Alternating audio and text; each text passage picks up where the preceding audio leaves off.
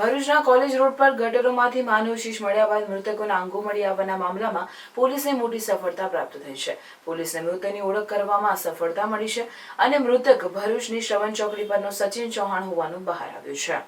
ભરૂચના college road પર આવેલ દૂધધારા ડેરી નજીકથી ગટરમાંથી શનિવારે સાંજના સમયે માનવ શીશ મળી આવ્યું.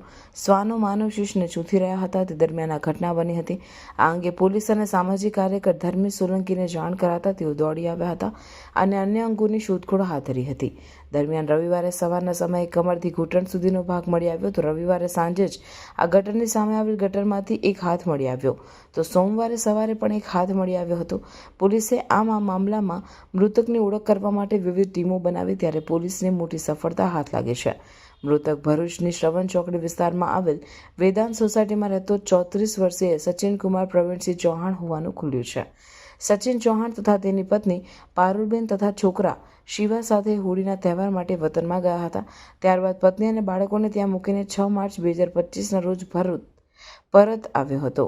જ્યારે 23મી માર્ચના સાંજના 8 વાગે સચિને તેની પત્ની પારુલને ફોન કરીને તેમને લેવા જવાની વાત કરી. ત્યારબાદ સચિનનો મોબાઈલ ફોન સ્વિચ ઓફ થઈ ગયો હતો, જેથી સચિનના ભાઈએ 28મી માર્ચ 2025ના રોજ ભરૂચ આવીને તપાસ કરતા તેના ઘરે તાળું મળી આવ્યું હતું.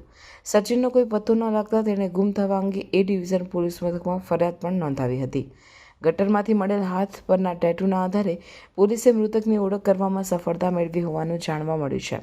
મામલામાં મૃતક સચિનની ઘાતકી હત્યા કરવામાં આવ્યા બાદ તેના અંગો કાપી પોલીસને ગુમરાહ કરવા માટે ગટરમાં અલગ અલગ જગ્યાએ ફેંક્યા હોવાનું અનુમાન લગાવવામાં આવી રહ્યું છે. ત્યારે પોલીસે વિવિધ ટીમો બનાવી હત્યારાને ઝડપી પાડવાની કવાયત હાથ ધરી છે.